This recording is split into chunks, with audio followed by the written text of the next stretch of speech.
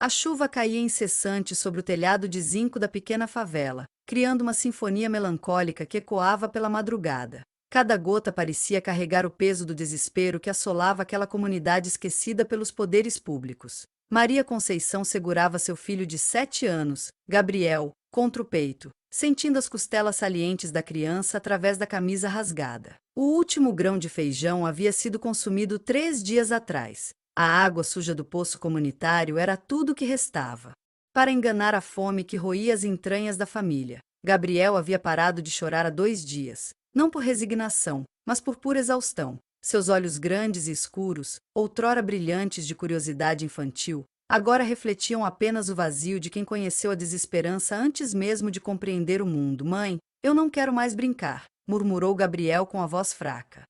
Só quero que a barriga pare de doer. Maria engoliu o choro que ameaçava escapar. Como mãe, sentia-se a maior fracassada do mundo, incapaz de prover o básico para seu filho, incapaz de protegê-lo da realidade cruel que o cercava. O marido havia desaparecido há 2 anos, levando consigo as últimas esperanças de uma vida melhor. Desde então, ela e Gabriel sobreviviam de biscates, esmolas e da caridade esporádica de vizinhos que também lutavam contra suas próprias batalhas. A situação se agravara nas últimas semanas. Uma seca prolongada havia destruído as poucas plantações da região, os poucos empregos informais que Maria conseguia, lavar roupas, limpar casas, vender doces caseiros, haviam secado junto com a esperança. Gabriel, que deveria estar na escola, passava os dias em casa, fraco demais para brincar, sonhando alto com pratos de comida que via na televisão do vizinho. Mamãe, lembra quando a senhora fazia aquele arroz com frango? Perguntou Gabriel, seus olhos ganhando um brilho fugaz. E tinha até refrigerante gelado. Lembro, meu amor. Maria respondeu, acariciando os cabelos desgrenhados do filho. Um dia vamos comer assim de novo, eu prometo, mas as promessas são vazias quando o estômago está vazio também. Gabriel apenas acenou com a cabeça, sem energia para questionar quando esse um dia chegaria. Ele havia aprendido, da forma mais dura possível, que os adultos fazem promessas que não podem cumprir. Foi numa quinta-feira cinzenta que Joaquim Ferreira apareceu na vida de Maria e Gabriel, um homem corpulento, de aproximadamente 50 anos, vestindo um terno surrado, mas ainda assim melhor que qualquer roupa que circulava por aquelas ruas. Seus olhos pequenos e calculistas examinavam cada detalhe da miséria ao redor, como um comerciante avaliando mercadorias. Dona Maria, ele perguntou, parando em frente ao barraco onde ela e Gabriel se abrigavam. Ouvi dizer que a senhora está passando por dificuldades. Maria olhou desconfiada para o estranho. Na favela, quando alguém bem vestido aparecia fazendo perguntas, raramente era boa notícia. Podia ser despejo, podia ser polícia, podia ser qualquer tipo de problema. Quem quer saber? Ela respondeu, instintivamente puxando Gabriel para trás de si. Meu nome é Joaquim, sou comerciante. Digamos que resolvo problemas. Ele disse com um sorriso que não chegava aos olhos. E me parece que a senhora tem um problema grande. Gabriel observava o homem com curiosidade. Havia algo em Joaquim que o fazia lembrar dos vilões dos desenhos animados. Algo na forma como sorria, na forma como suas palavras pareciam esconder significados mais profundos. Não sei do que o senhor está falando. Maria mentiu, mas sua voz traía o desespero. Ah, sei que sabe. Joaquim replicou, tirando do bolso um saco de pão francês ainda quente. O aroma se espalhou pelo ar como uma tentação cruel. Gabriel deu um passo à frente involuntariamente, hipnotizado pelo cheiro. 3 dias sem comer direito, não é mesmo? O menino está ficando só pele e osso. Maria sentiu o coração acelerar. Como ele sabia? Quem havia falado sobre sua situação? Mas as perguntas se dissolveram quando Gabriel murmurou baixinho. Mãe, é pão fresquinho, tenho uma proposta para fazer. Joaquim continuou, observando a reação de ambos. Uma proposta que pode resolver todos os seus problemas. Que tipo de proposta? Maria perguntou, embora uma parte dela já soubesse que não queria ouvir a resposta. Bem, eu trabalho com uma família muito rica na capital. Eles perderam um filho recentemente e estão procurando uma criança para, como posso dizer, preencher esse vazio. Joaquim explicou casualmente, como se estivesse falando sobre o tempo. São pessoas boas, com muito dinheiro. A criança teria tudo: comida, roupas, educação, um futuro brilhante. Maria sentiu o sangue gelar. O senhor está sugerindo que a senhora dê ao seu filho uma chance de viver. Joaquim a interrompeu. Olhe para ele, Dona Maria. Olhe bem. Em quanto tempo acha que ele vai resistir assim? Uma semana? 2? Gabriel não entendia completamente a conversa, mas sentia tensão no ar. Agarrou-se à saia da mãe, pressentindo que algo importante estava sendo decidido. Eu jamais venderia meu filho, Maria disse, mas sua voz não soava tão firme quanto gostaria. Vender é uma palavra muito feia, Joaquim replicou. Prefiro pensar como uma adoção temporária. E olha, não estou falando de dinheiro, estou falando de comida. Comida suficiente para a senhora sobreviver até conseguir se reerguer. Um saco de arroz, feijão, óleo, açúcar, leite em pó, comida para 2 meses. A proposta ecoou no silêncio do barraco como uma tentação diabólica. Maria olhou para Gabriel, depois para o saco de pão que Joaquim segurava, depois novamente para o filho. 2 meses de comida significavam 2 chances de vida, uma para ela, que poderia se recuperar e procurar trabalho, e outra para Gabriel, que teria uma oportunidade de crescer em um ambiente onde a fome não fosse uma constante. Quanto tempo? Ela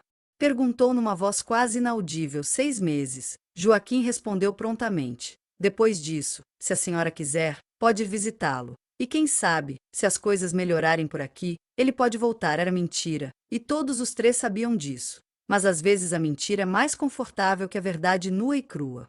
Naquela noite, Maria não conseguiu dormir. Gabriel estava deitado ao seu lado, respirando com dificuldade, um sintoma claro da desnutrição que se agravava a cada dia. Ela passou horas observando o rosto angelical do filho, memorizando cada detalhe, cada expressão. Mãe?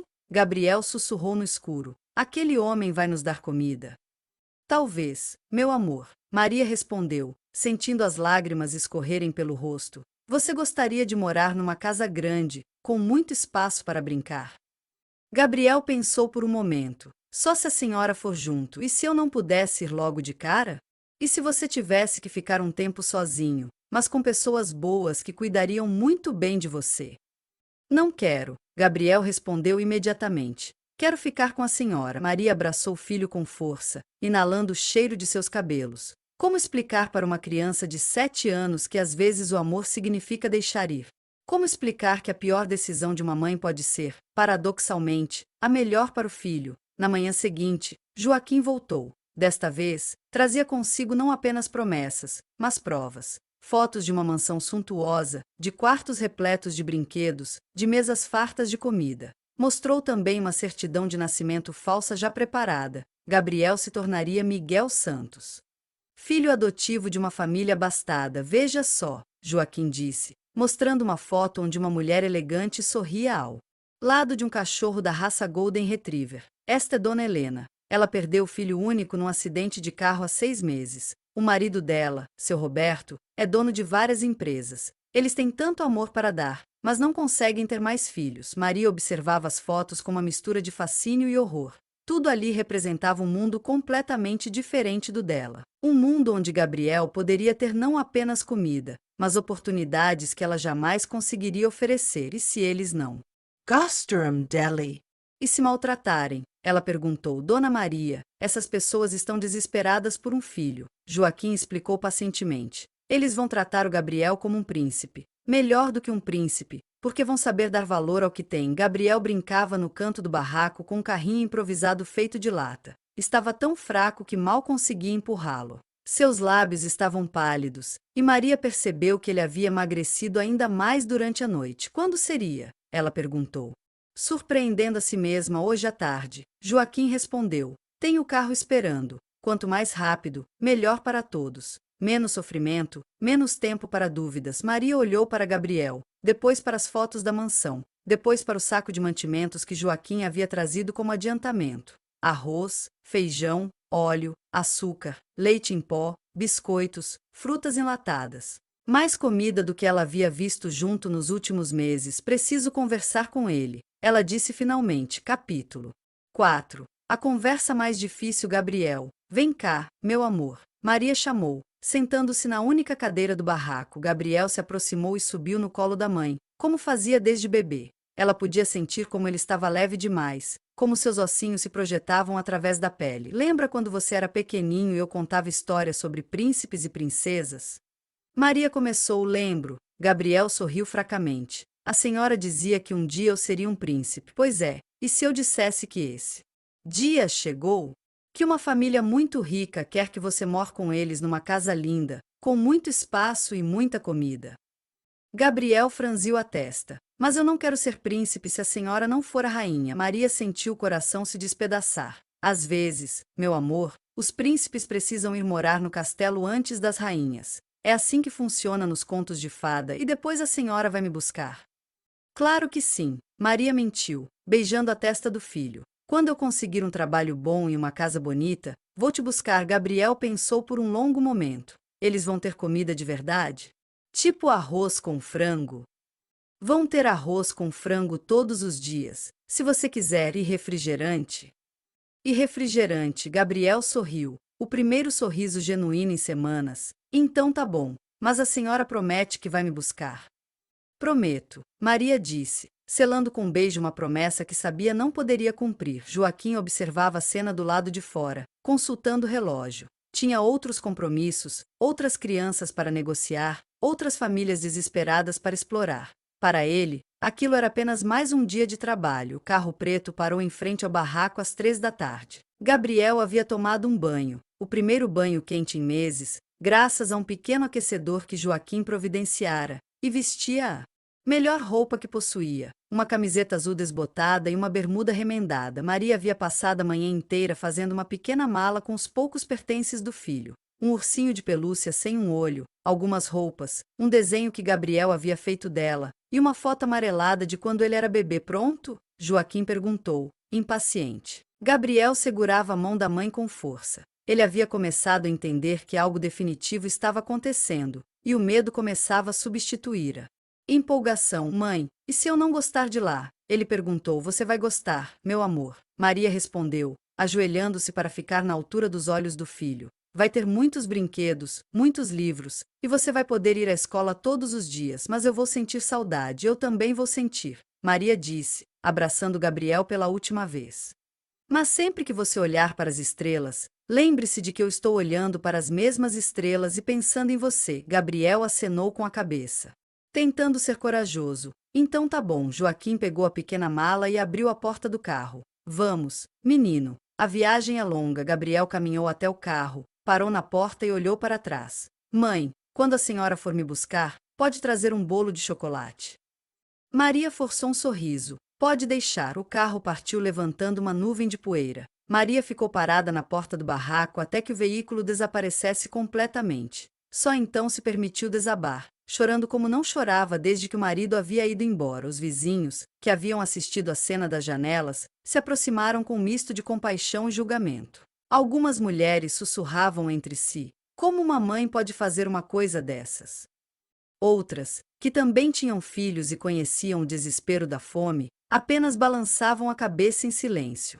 A mansão da família Santos ficava numa região nobre da capital, cercada por muros altos e jardins impecáveis. Gabriel nunca havia visto tanta beleza junta. Gramados verdes como tapetes, flores coloridas, uma piscina que brilhava sob o sol, e uma casa que parecia um palácio. Dona Helena o esperava na entrada. Uma mulher de 40 e poucos anos, elegante, com cabelos loiros perfeitamente arrumados e um sorriso que tentava esconder a tristeza profunda em seus olhos. Ao ver Gabriel descendo do carro, ela se ajoelhou para ficar na altura dele. Olá, Miguel, ela disse suavemente. Bem-vindo à sua nova casa. Gabriel olhou em volta, impressionado. É tudo muito bonito. Quer conhecer seu quarto? Helena perguntou, estendendo a mão. O quarto era 3 vezes maior que todo o barraco onde Gabriel morava. Tinha uma cama com dossel, estantes cheias de livros e brinquedos, um computador, uma televisão e brinquedos espalhados por todo lado. Gabriel ficou paralisado na porta, sem conseguir acreditar. Tudo isso é meu? Ele perguntou. Tudo seu. Helena confirmou. E olha, também preparamos isto para você. Ela abriu um armário repleto de roupas novas, camisetas, calças, sapatos, pijamas, tudo do tamanho dele, tudo de marcas caras. Gabriel tocou as roupas com reverência, como se fossem feitas de ouro. Minha mãe vai ficar muito orgulhosa quando souber. Helena sentiu uma pontada no coração. Joaquim havia sido claro. A criança não poderia ter contato com a mãe biológica. Era parte do acordo. Mas como explicar isso para uma criança de 7 anos? Vamos jantar, ela sugeriu, mudando de assunto. A mesa de jantar era uma visão de abundância. arroz, feijão, frango assado, salada, suco, refrigerante, pão fresquinho, sobremesa. Gabriel se sentou na cadeira e ficou simplesmente olhando. Pode comer à vontade, Roberto Santos disse, aparecendo na sala. Era um homem alto, de meia idade, com bigode grisalho e olhos gentis. Aqui nunca vai faltar comida. Gabriel começou a comer devagar, saboreando cada garfada. Fazia tanto tempo que não provava.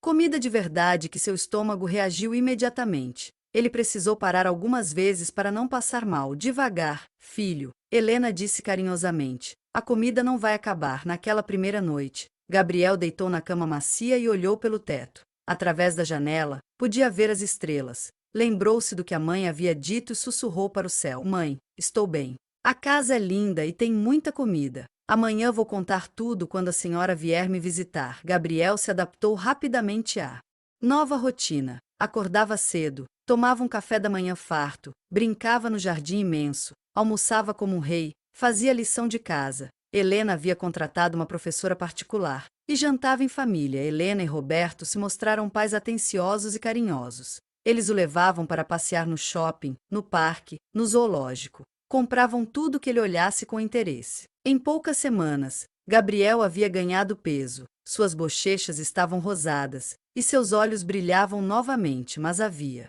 algo que o incomodava. Sempre que perguntava sobre a mãe, Helena mudava de assunto. Quando pedia para telefonar para ela, Roberto inventava desculpas. Quando queria escrever uma carta, diziam que era melhor esperar mais um pouco, porque eu não posso falar com minha mãe. Gabriel perguntou numa manhã, enquanto Helena o ajudava a se vestir para ir à escola. Helena parou o que estava fazendo. Bem, meu amor, sua mãe está muito ocupada agora. Ela disse que era melhor você se acostumar aqui. Primeiro, mas eu já me acostumei. Gabriel insistiu. Eu quero contar para ela sobre a escola, sobre meus novos amigos, sobre o cachorro do vizinho. Logo você vai poder falar com ela. Helena prometeu, mas sua voz não soava convincente. Na escola, Gabriel se destacava. Era inteligente, curioso, e tinha uma fome de aprender que impressionava os professores. Mas às vezes, durante o recreio, ficava quieto num canto, observando outras crianças brincarem com suas mães que vinham buscá-las. Miguel, você está bem? A professora Carla perguntou num desses momentos. Professora, quanto tempo é 6 meses? Gabriel perguntou. 6 meses? Bem, são 24 semanas, ou 180 dias. Por quê? Gabriel contou nos dedos. Então ainda faltam muitos dias. Carla franziu a testa. Faltam para quê? Para minha mãe vir me buscar. Gabriel respondeu naturalmente. Ela disse que ia ser só por 6 meses. A professora sentiu um aperto no coração. Conhecia casos de adoção e sabia que muitas vezes as crianças criavam fantasias para lidar com o abandono. Decidiu conversar com Helena sobre isso. Capítulo 8. A verdade inconveniente. Helena, precisamos conversar. Carla disse ao telefone. É sobre Miguel. Helena recebeu a professora em casa naquela tarde. Serviram chá e biscoitos na sala de estar. Mas o clima estava tenso. Ele tem falado sobre a mãe biológica na escola. Carla começou. Diz que ela vai vir buscá-lo em 6 meses. Helena, você precisa conversar com ele sobre isso. Helena suspirou. Eu sei. Mas como explicar para uma criança que a mãe, que ela o abandonou? Carla completou. Helena, eu sei que é difícil, mas ele precisa da verdade. Do contrário, vai criar expectativas que nunca serão atendidas. Isso pode causar traumas profundos. Joaquim disse que era melhor deixar ele esquecer naturalmente. Helena defendeu Joaquim. Carla perguntou. Quem é Joaquim? Helena percebeu que havia falado demais. É o intermediário que cuidou da adoção. Carla franziu a testa. Helena, que tipo de adoção foi essa? Vocês passaram pelos órgãos competentes? A documentação legal.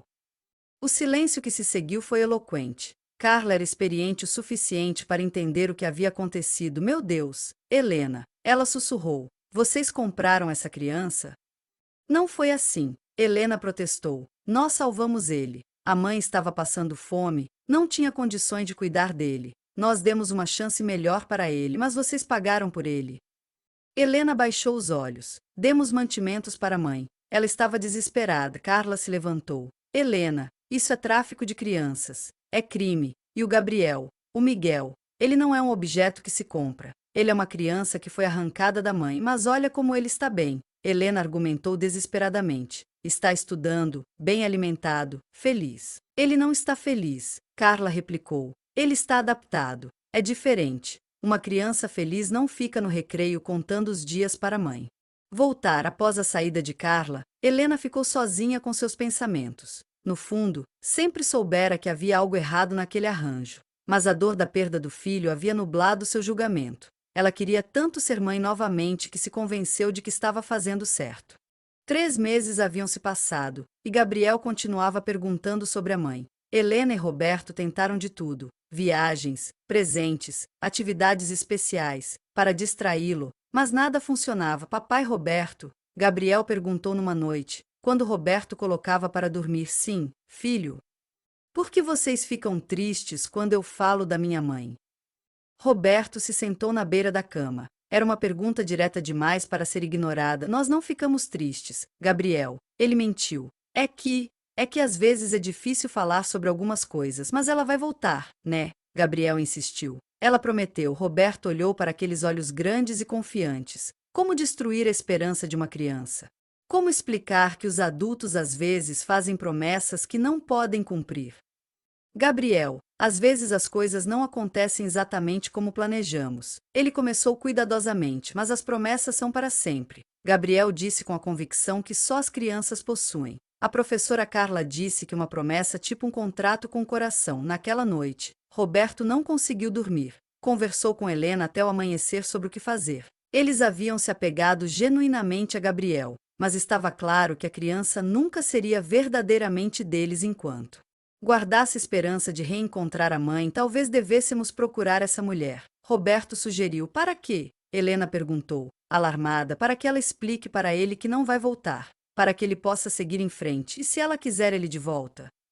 Roberto ficou em silêncio. Essa possibilidade os aterrorizava. Capítulo 10. A busca contra todos os conselhos de Joaquim, Roberto decidiu procurar Maria. Contratou um detetive particular, forneceu as poucas informações que tinha e pediu para localizar a mãe biológica de Gabriel. O detetive encontrou Maria em menos de uma semana. Ela ainda morava no mesmo barraco, mas agora dividia o espaço com outras 2 famílias. A comida que Joaquim havia fornecido durará apenas um mês, e depois disso ela voltará à miséria anterior. Dona Maria, o detetive perguntou. Maria olhou para o homem bem vestido com desconfiança. Quem quer saber?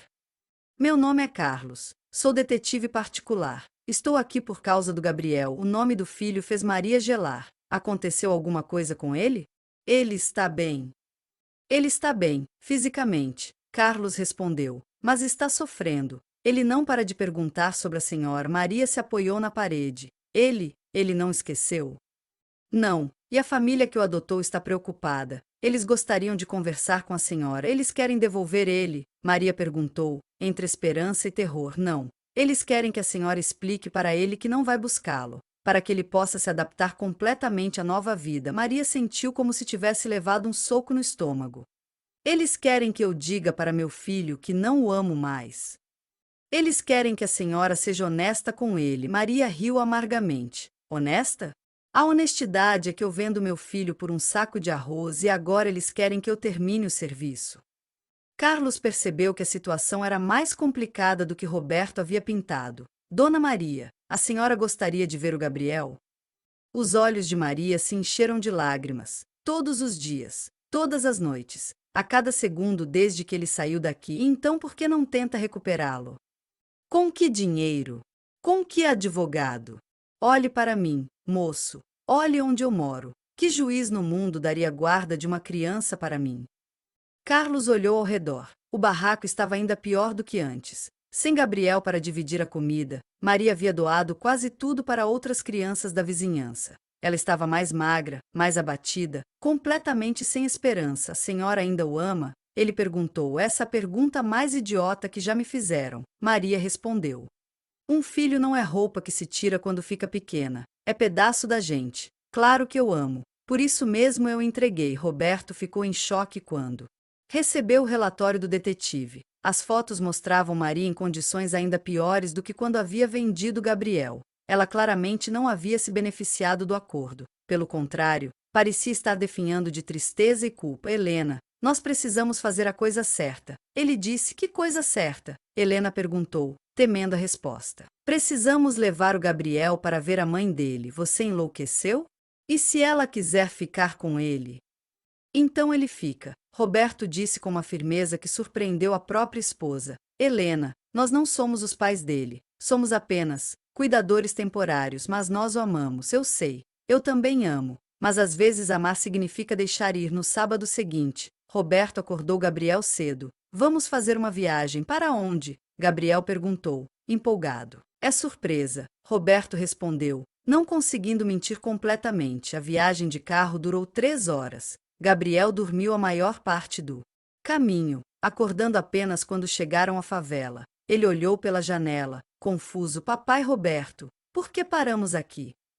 Roberto respirou fundo. Gabriel, tem alguém aqui que quer muito te ver. O coração de Gabriel começou a bater mais rápido. Uma esperança louca começou a crescer em seu peito. É a minha mãe. Roberto acenou com a cabeça. Gabriel saiu correndo do carro antes mesmo